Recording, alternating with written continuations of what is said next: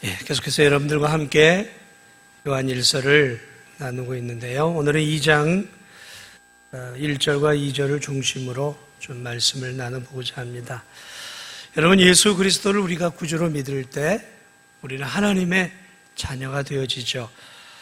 그리고 하나님의 자녀가 된 자들은 이제 하나님과 교제를 가지게 됩니다. 왜 하나님을 우리가 아버지라고 부르겠습니까? 하나님이 왜 우리의 아버지고 우리가 그분의 자녀여야 합니까? 그것은 교제를 위한 관계를 의미하는 거예요.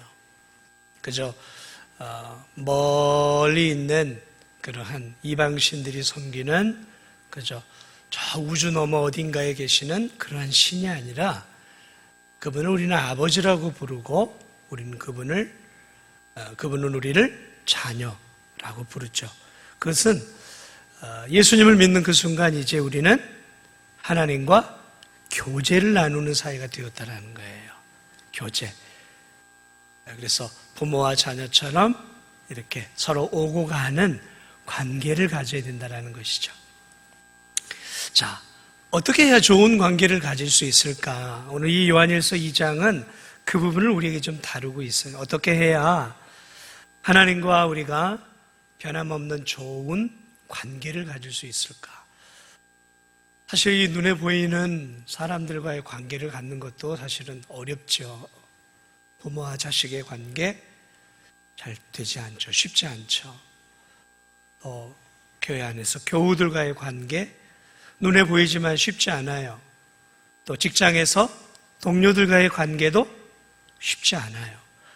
눈에 보이는 사람들과의 관계도 쉽지 않다면 하물며 눈에 보이지 않는 하나님 아버지와 관계를 맺는 것은 훨씬 더 어렵겠죠. 자, 그러나 어렵지만 좋은 관계를 맺을 수 있고 친밀한 관계를 맺을 수도 있고 또 친밀하지 못하고 서먹서먹한 관계를 맺을 수도 있죠. 우리가 사람과의 관계가 다 친밀하고 다 이렇게 마음과 마음이 오고 가는 간이라도 다 떼어줄 듯한 그런 관계를 맺는 것은 아니에요. 그런 분들은 극소수고 대부분의 우리의 관계는 상당히 자신의 어떤 경제적 이익을 위해서 어쩔 수 없이 만나는 그러한 어떤 그 피상적인 만남들을 많이 갖고 있단 말이죠. 때로는 인사만 하는 관계도 있고 때로는 마음에 안 들면 아는 체도 안 하고 흥 하고 지나가는 그런 동네 사람도 있겠죠. 하나님과의 관계도 마찬가지예요. 우리가 함께 하나님을 믿고 예배를 드리고 있지만 제가 하나님하고 관계를 맺는 것과 여러분 개개인이 하나님과 관계를 맺는 것은 다 달라요. 훨씬 더 친밀하게 관계를 맺는 분들도 있지만 마치 하나님을 저 멀리 서울에 사는 모 친척과 같이 1년에 고작해 한 번 정도 연락을 하는 그런 만남일 수도 있다는 것이죠. 그래서 오늘 요한은 우리에게 친밀한 관계를 맺을 수 있는 하나님과 친밀한 관계를 맺을 수 있는 하나의 방법을 우리에게 알려주고 있는데요. 그것이 1절 중반절부터 한번 보세요. 1절을 다시 읽어드릴게요. 나의 자녀들아 내가 이것을 너희에게 쓰면 너희로 죄를 범하지 않게 하려 함이라. 친밀한 관계를 맺기 위해서 기본적으로 먼저 해야 할 중요한 게 있는 게 뭐냐면 죄를 범하지 않는 거예요. 이것이 안 되면 요한은 하나님과의 친밀한 관계는 어렵다라고 얘기를 하는 거죠. 죄를 범하지 않는 관계, 죄로 인해서 하나님과의 관계가 믿음의 성도들이 깊은 관계를 맺지 못한다는 거예요. 그래서 이 요한일서를 쓴 중요한 이유 중에 하나도 무엇이냐면 오늘 여기 나와 있는 것처럼 내가 이 성경을 너희에게 쓰는 것은 너희로 죄를 범하지 않게 하기 위해서 썼다라고 얘기를 하고 있어요. 오늘 이 믿음을 갖고 있는 성도들이란 말이죠. 예수님을 믿음으로 하나님을 아버지라고 부르는 이 믿음의 자녀들을 위해서 이들이 하나님과 친밀한 관계를 맺기 위해서 해야 할 중요한 일 중에 하나가 뭐냐면 죄를 짓지 않는 거예요. 죄를 짓지 않는 거예요. 자, 그러면 죄가 뭐냐? 정의를 내려야죠. 죄가 뭐예요? 우린 또 이 세상 사람들은 일반적으로 죄라고 생각하면 사람을 죽이는 것이라든지, 최근에 이렇게 막 사람을 토막내 죽여가지고 이렇게 막 버리고 그런 것들이 지금 가슴 아픈 일들이 일어나고 있는데, 이렇게 사람을 죽이거나 때로는 찌르거나 또는 폭력을 쓰거나 상해를 입히거나 물질적인 손해를 입혀서 경찰서에 가고 또 판사를 통해서 형량이 정해지는 그런 것들만을 우리는 대략 또는 세상 사람들은 죄라고 여기고 있다는 거죠. 그러나 오늘 성경이 말하고 있는 이 죄는 단순하게 그렇게 모든 사람이 죄다라고 말하는 그런 부분에서만 멈추는 것은 아니에요. 성경이 말하는 죄는 좀 더 넓고 깊어요. 그러므로 우리가 이 본문에서 죄가 뭔지를 알아야 우리가 죄를 범하지 않거든요. 사실 저나 여러분이나 감옥 갈 만한 일은 안 했잖아요. 저도 지금까지 감옥 갈 일은 단 한 번도 해보지는 않았어요. 깨끗하게 산다고 산 것은 아니었지만 어쨌든 감옥에 갈 만한 그러한 일들은 해본 적은 없습니다. 자, 그러나 성경이 말하는 전체적으로 볼 때 죄는 거기에서 머무르지 않습니다. 죄는 먼저, 지난 시간에도 제가 한번 얘기를 했는데, 이 양심의 소리를 무시하는 것이 죄예요, 죄. 그래서 이 양심은 제2의 성경이에요, 제2의 성경. 그래서 특히 그리스도인들은, 거듭난 그리스도인들은 이 양심이 나에게 말하는 것을 귀 기울여 드려야 돼요. 뭔가를 하려고 할 때, 뭔가를 하지 않으려고 할 때 이 양심이 나에게 말을 걸어요. 그렇게 하면 되겠어? 그리스도인이? 양심이 나에게 자꾸 소근소근해요. 그러므로 여러분, 이 양심의 소리를 저버리는 것은 죄를 짓는 거예요. 왜냐하면 일반적으로 거듭난 그리스도인의 양심은 성경 다음으로 하나님의 말씀을 양심을 통해 우리에게 들려주기 때문에 그래요. 그래서 양심이 뭐라고 나한테 얘기할 때 괜찮아, 다들 이렇게 하는데 이렇게 양심의 소리를 누르면 이게 뭐예요? 죄를 짓는 거예요. 그래서 그리스도인은 하나님의 말씀뿐만 아니라 양심의 소리를 귀 기울여 듣고 그 양심이 말하는 대로 할 수 있으면 따라가야 돼요. 누르면 안 돼요. 자꾸 양심을 누르잖아요. 그러면 양심의 화인 맞은 자가 되는 거예요. 자, 그 다음에 계속해서 죄가 무엇인가? 죄는 행동만이 아니에요. 마음으로 짓는 것도 성경은 죄다라고 이야기를 합니다. 그래서 예수님이 지나가는 여인을 보고 마음에 음욕을 품는 자마다 뭐라 그랬죠? 간음하는 자라 그랬어요. 그래서 예수님은 죄의 정의를 새롭게 바꿔주셨어요. 구약에서 이스라엘 백성들은 행동으로 하는 것만 죄라고 생각을 했어요.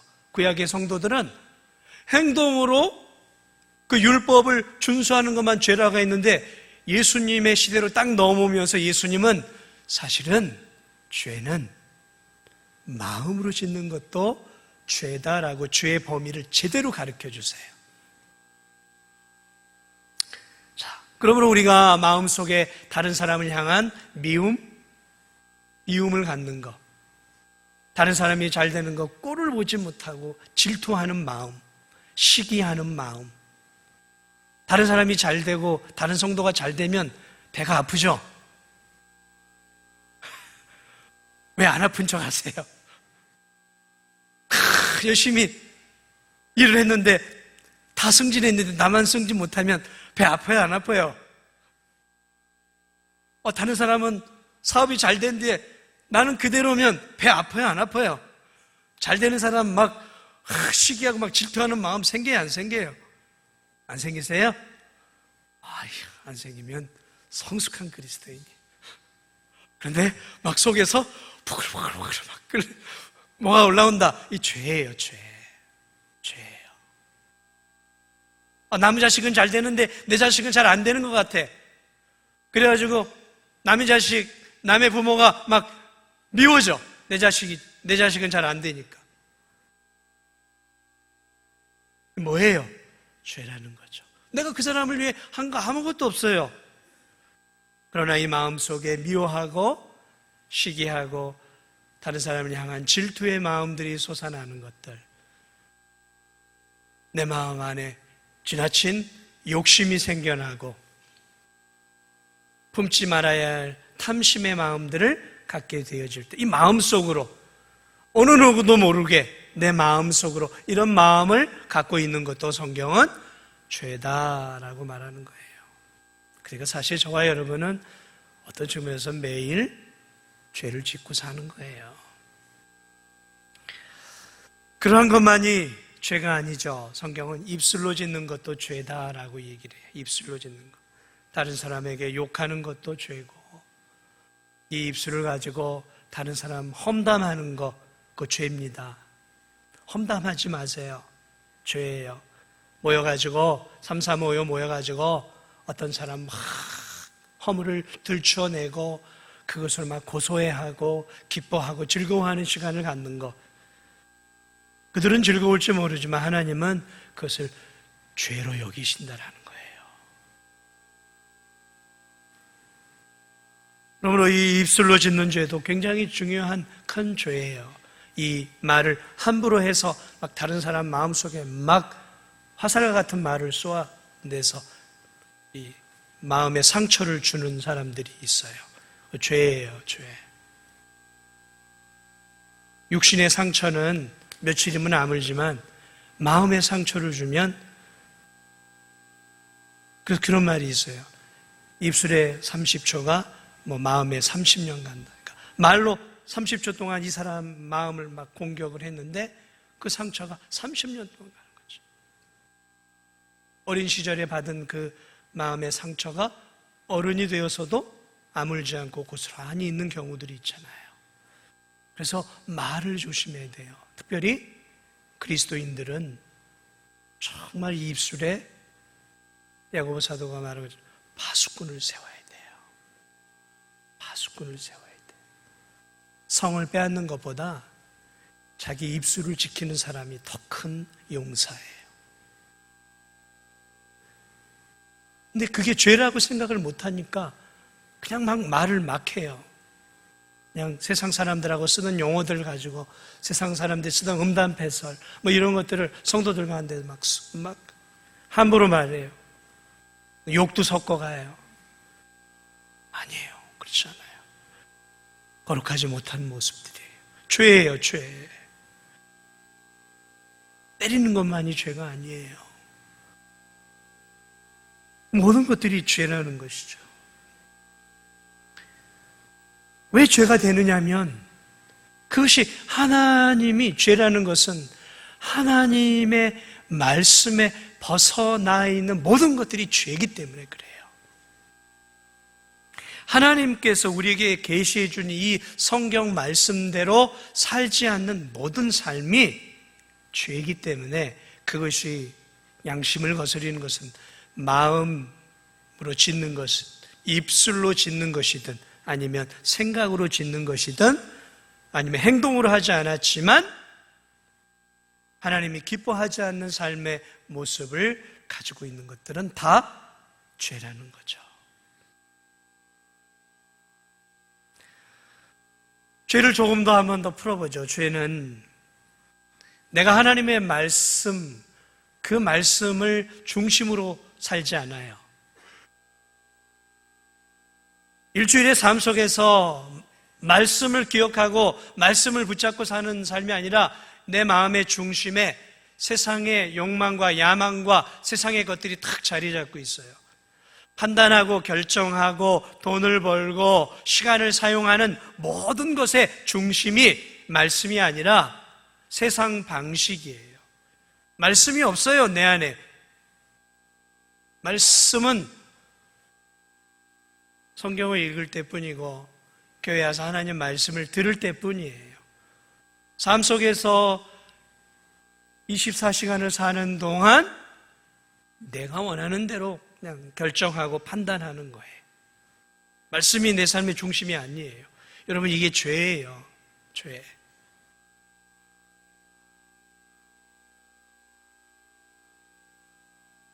그냥 하나님의 영광을 위해 산다라는 것, 하나님의 영광을 위해 산다라는 것은 다른 게 아니에요.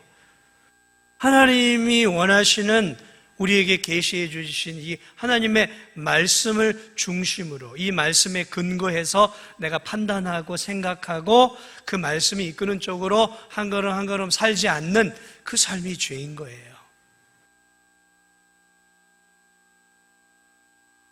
뭐 크게 우리가 보기에도 아유 저놈 죄인이야 라고 생각하는 것만이 죄가 아니라 인생의 목적이 말씀을 중심으로 따라가는 삶이 아니면 그게 다 죄라는 것이죠.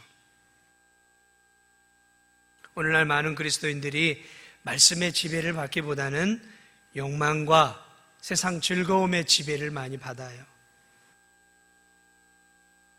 그래서 하나님이 나를 다스리지 않아요. 하나님은 내 안에 계시긴 하는데 하나님이 나를 다스리지 않아요. 세상 방식이 나를 움직여가고 나를 다스려가요. 시류를 따라가요. 세상 사람들이 이렇게 사니까 나도 같이 이렇게 사는 거죠. 유행을 따라가요. 세상의 흐름에 아주 민감하게 움직이죠. 그러나 참된 그리스도인은 세상의 흐름에 민감하지 않아요. 그는 세상의 흐름이 중요한 게 아니라 시류가 중요한 게 아니에요. 하나님 말씀이 더 중요하고 그 하나님 말씀이 내가 어떻게 살기를 원하시는가에 비추어서 세상 사람들은 이렇게 가도 이게 아니다 싶으면 그리스도인은 외롭고 고독해도 이 길을 가는 거예요. 자, 하나님을 믿고 있지만 삶 속에서 전혀 말씀이 내게 영향력을 미치질 못해요. 그런 그리스도인들. 하나님을 믿긴 믿어요. 그런데 전혀 하나님 말씀이 영향력을 못 미쳐요. 영향력을. 생각에도 영향력을 못 미치고 마음에도 영향력을 못 미치고 살아가는 삶에도 별로 영향력을 미치지 못해요. 그리고 세상 사람들의 조언이나 세상 사람들이 가르쳐주는 그 말이 훨씬 더 큰 영향력을 줘요. 하나님 눈치를 잘 보지 않아요. 뭔가를 결정하고 판단을 행할 때 하나님이 어떻게 하기를 원하실까? 하나님 눈치가 아니에요. 직장 상사의 눈치, 또 교인들의 눈치, 또 때로 목회자의 눈치, 이웃 사람의 눈치, 사람의 눈치를 더 많이 봐요. 가만히 한번 생각해 보세요. 내가 누구의 눈치를 보고 살고 있는가? 내가 누구 눈치를 제일 많이 보고 있는가? 하나님 눈치, 하나님 말씀에 대한 눈치를 많이 보고 있는가? 아니면 내가 사람의 그 말 한마디, 그 사람의 그 눈치, 행동에 내가 막 민감하고 막 왔다 갔다 하고 있지는 않은가? 이런 부분들을 우리가 깊이 생각해 봐야 돼요. 죄를 단순하게 거창하게 무슨 TV 뉴스에 나오는 9시 뉴스에 나오는 그런 것만이 죄라고 생각하면 곤란해요. 적어도 거듭난 그리스도인 우리 성도들은 죄를 조금 더 넓고 깊게 바라보면서 내가 하나님 앞에 어떤 모습으로 늘 살아가고 있는가를 비추어 봐야 되는 거예요. 이렇게 보지 않을 때 내가 조금만 하나님 앞에서 괜찮게 살면 목에 힘이 들어가는 거예요. 거기서 조금 못 미치면 또 풀이 죽어요. 내가 이렇게 사는구나.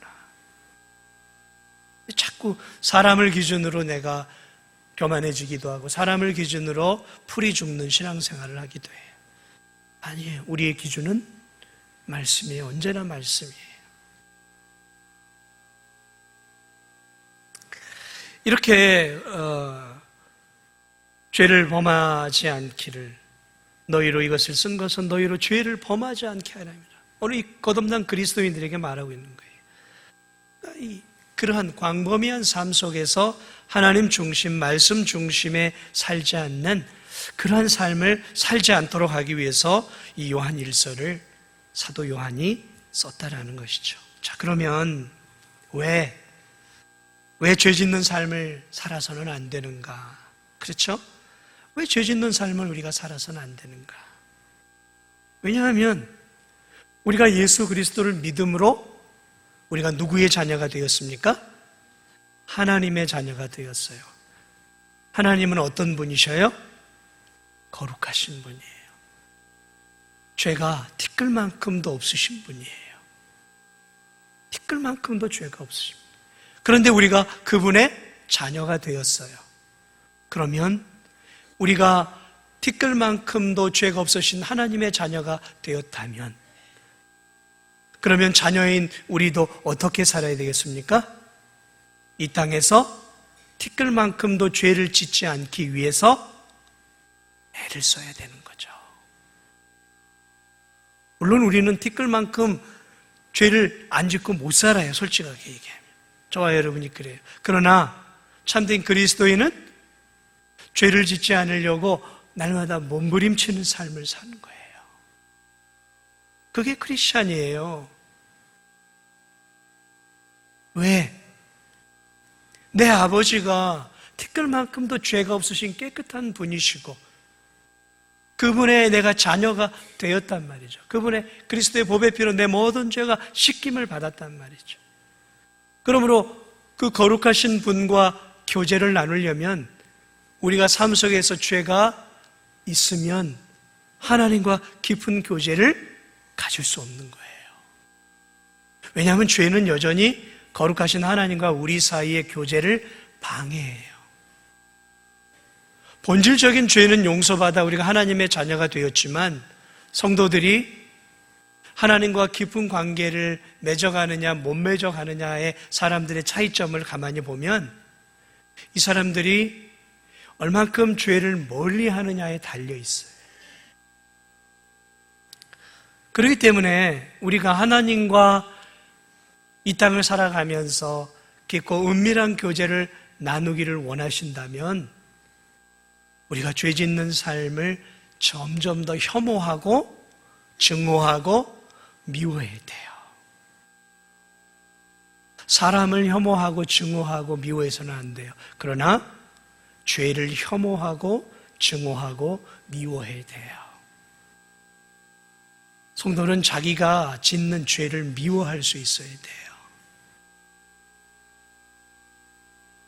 그래야 하나님과 좋은 관계를 맺어갈 수 있는 것이죠. 만약에 여러분들이 지금 막 출소해가지고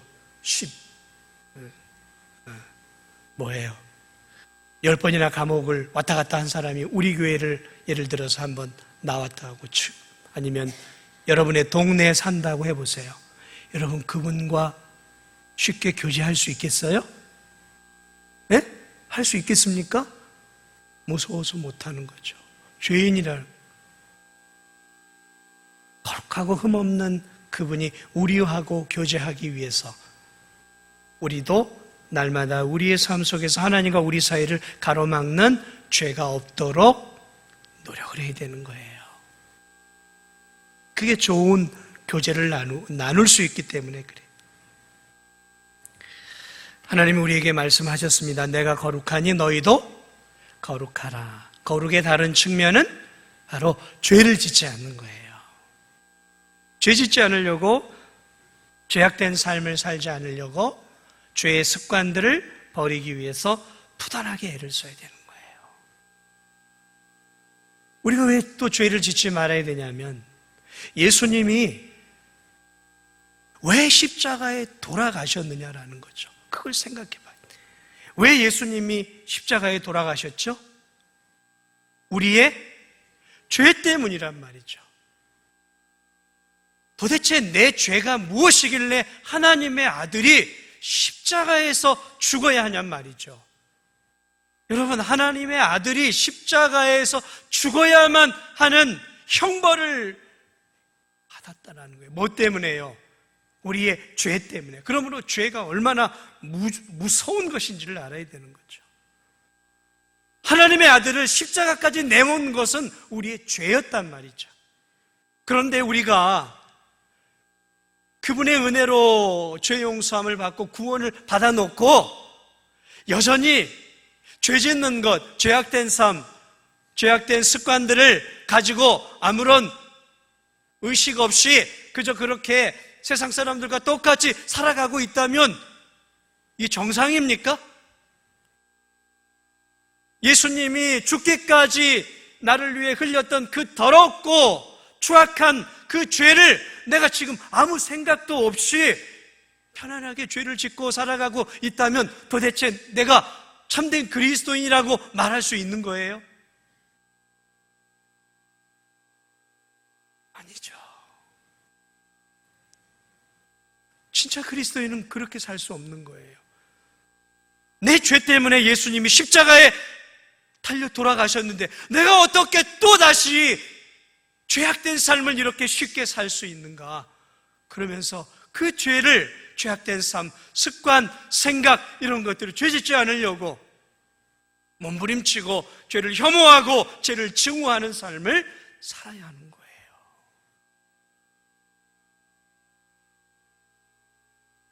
참된 그리스도인은 죄를 가볍게 여기지 않습니다.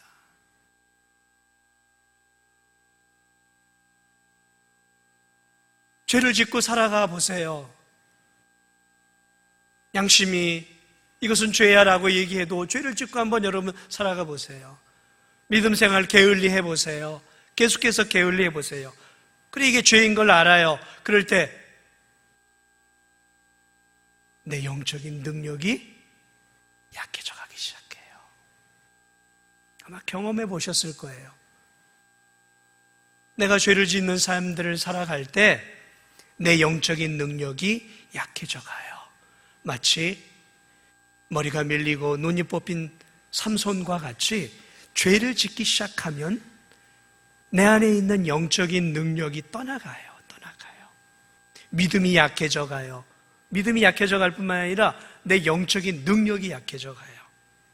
그래서 무기력하고 무능력한 그리스도인이 돼요. 세상에 아무런 영향력이 없는 맛을 잃어버린 소금이 돼서 사람들이 짓밟고 우습게 여기는 그러한 그리스도인이 돼요.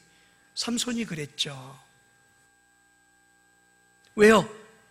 그가 하나님의 말씀을 불순종하고 죄를 지었기 때문에. 그러므로 죄를 짓고 살아가면 내 영적인 능력이 점점 더 약해져 가게 돼요. 영적인 능력이 약해져 가면 덩달아서 내 믿음도 떨어지기 시작해요.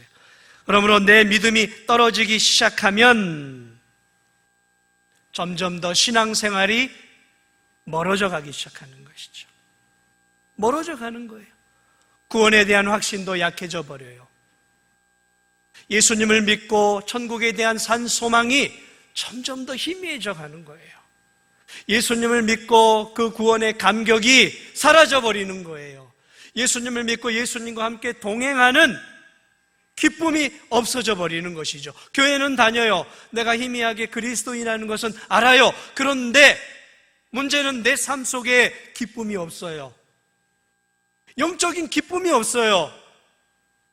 교회는 오고 세상 속에서 삶을 살아가는데 살았으나 죽은 사람이에요. 왜? 기쁨이 없거든요. 신앙생활이 몸이 건조해요. 신앙생활이 하나도 재미가 없어요. 재미가 없어요. 여러분, 신앙생활이 정말 재미가 없을까요? 아니에요. 믿음이 충만해지고 은혜를 받으면요, 신앙생활만큼 기쁜 게 없어요. 88 열차를 타는 것보다 훨씬 더 즐거워요. 기뻐요. 말할 수 없는 감격이 있어요. 말씀을 읽고 기도하고 성도들과 교제를 나누는 그 기쁨, 천국에 대한 산 소망 기쁨, 주님이 나와 동행하시고 나와 함께 하신다는 그 기쁨, 그 기쁨이 얼마나 큰지 몰라요. 찬양을 부를 때도 감사가 넘쳐나요. 좁은 길을 걸어갈 때도 힘이 난단 말이죠. 그런데 죄를 짓는 삶을 통해서 믿음이 약화되기 시작하면 다 잃어버려요. 점점 주님의 품에서부터 멀어져요. 교회로부터, 직분으로부터, 하나님이 주신 섬김의 사역으로부터, 말씀으로부터도 멀어져요. 예배가 드문드문해져요.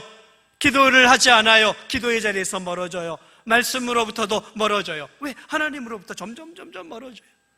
그리고 세상으로 가죠.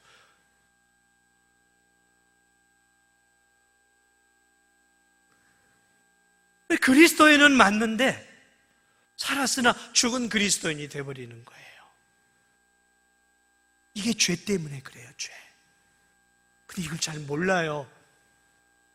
나는 그냥 죄 안 짓고 잘 살고 있다고, 나는 믿음 생활 잘하고 있다고 생각을 하고 있어요. 그런데 제가 말씀드렸죠. 죄의 범위를 그렇게 협소하게 보면 안 돼요. 그리스도인들은 죄의 범위를 넓게 봐요. 하나님의 영광이라는, 말씀이라는 그 표준에서 내 생각과 삶과 이 삶의 모든 방식이 정말 주님 중심적으로, 말씀 중심적으로 뭔가를 결정하고 판단하고 계획하고 실행할 이 모든 과정 속에서 내가 늘 말씀 중심적으로 살아가고 있는가를 자꾸 살펴봐야 하는 것이죠. 그래, 이 죄가 계속해서 진행이 되면 믿음이 약해질 뿐 아니라 양심도 마비가 되어지는 거죠. 그래, 이 죄는 이 마음, 양심을 강팍하게 만들어버려요. 그래서 믿음이 약해져 버리고 죄 가운데 사는 그리스도인은 굉장히 거친 그리스도인이 돼요. 굉장히 거칠어요. 믿음이 깊이 들어갈수록 사람이 온유해지고 평화롭고 이렇게 되는데, 믿음이 약해지면서 양심이 약해져 버리면 사람이 교회 안에 신앙생활 굉장히 거칠어져요. 쉽게 분노하고 쉽게 화내고 쉽게 짜증내고 비판하고, 늘 비판해요. 은혜가 없으니까 비판할 수밖에 없죠. 눈에 보이는 게 늘 비판의 대상이죠. 비판하는 거예요.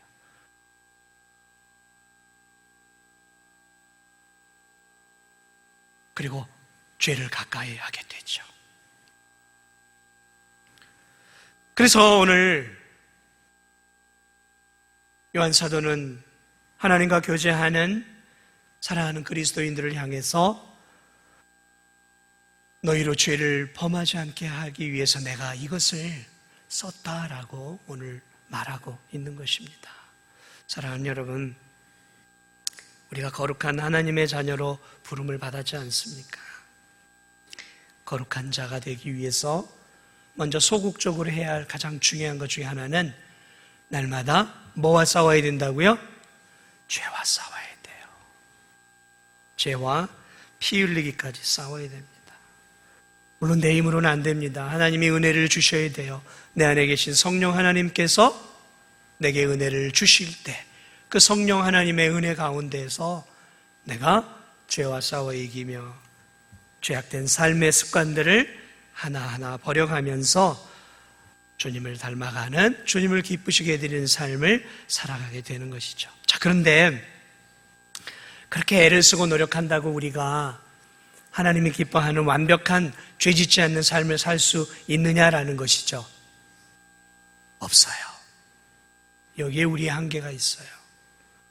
우리가 이 죄악의 몸뚱이를 갖고 있다 보니까 점점 주님을 닮아가긴 하는데, 몸부림쳐도 닮아가긴 하는데 여전히 내가 죄 가운데 떨어질 때가 있어요. 그렇죠?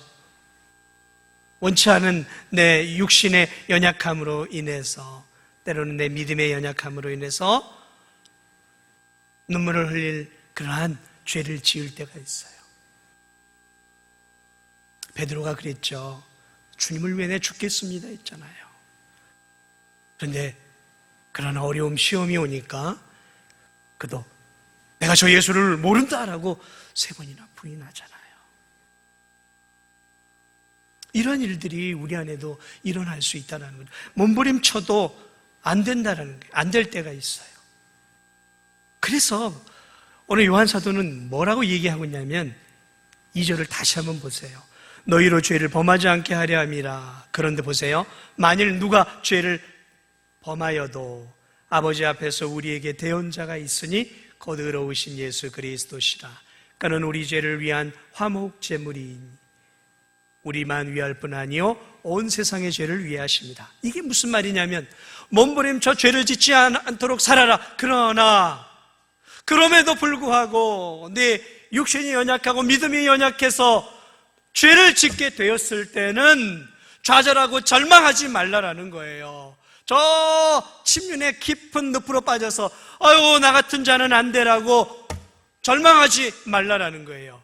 바로 예수 그리스도의 그 십자가의 보배 피는 너의 죄를 용서해 천국으로 가게 했을 뿐만 아니라 네가 이 땅 가운데서 짓는 삶 속에 짓는 죄악도 용서해 주시는 분이시다라는 거예요. 그분은 지금도 대언자라는 거예요. 대언자가 뭐냐? 변호사라는 거예요.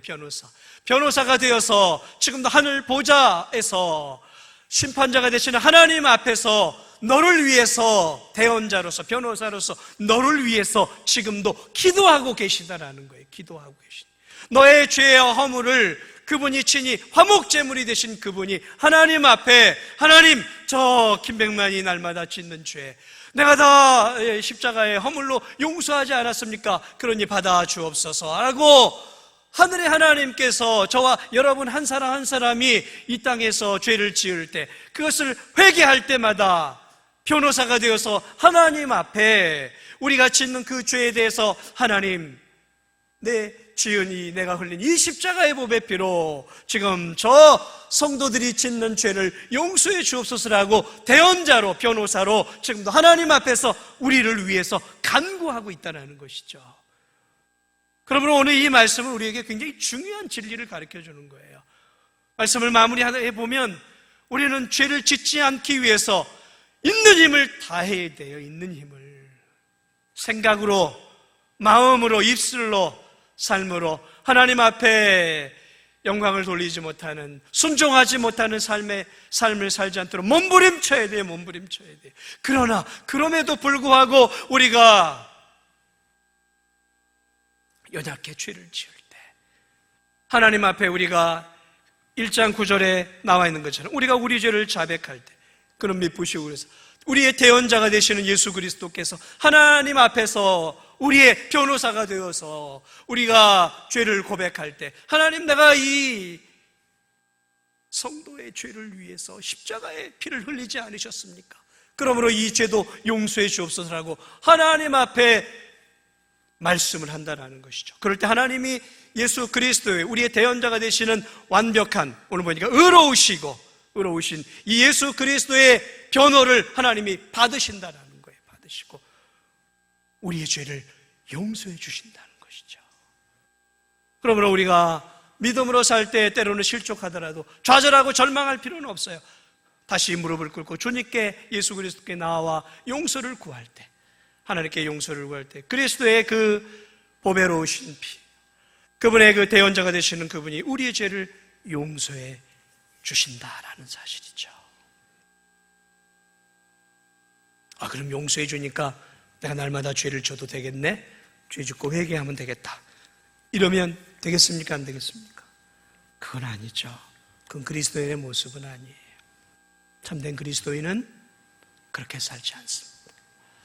오늘 이 말씀은 우리에게 바로 그 두 가지 부분을 잘 가르쳐 주고 있습니다. 아무쪼록 사랑하는 여러분, 우리가 정말 좋은 하나님과의 교제를 맺기 위해서 지금 내 삶 속에 하나님과의 관계가 단절되고 내 믿음이 약해져 가고 내가 이렇게 무기력해 가고 내가 이렇게 천국에 대한 소망이 사그러들고 내가 이렇게 영적 기쁨이 약해져 가고 내가 이렇게 점점 주님으로부터 멀어져 가는 것 같은 느낌을 받으신다면 살펴보세요. 여러분의 인생 전체를 살펴보세요. 나는 괜찮아. 이것만큼 위험한 성도가 없어요. 나는 다른 성도에 비해서 괜찮아. 이 정도면 A급은 아니어도 B급은 되지. 이렇게 생각하며 신앙생활하는 것만큼 위험한 건 없어요. 늘 나 자신을 살펴보면서 하나님 앞에 회개하고 지은 죄 또 반복해서 짓지 않기 위해서 성령 하나님을 의지하며 날마다 죄와 싸우고, 그러다 한 번씩 넘어질 때마다 대언자가 되시는 예수 그리스도의 보혈의 공로를 의지해 또 기도의 자리로 나아가 하나님의 은혜를 구하면서 우리가 저 영원한 천국에 갈 때까지 힘을 다해서 믿음을 지켜가시는 저와 우리 성도들이 되시기를 주님의 이름으로 축복을 드립니다.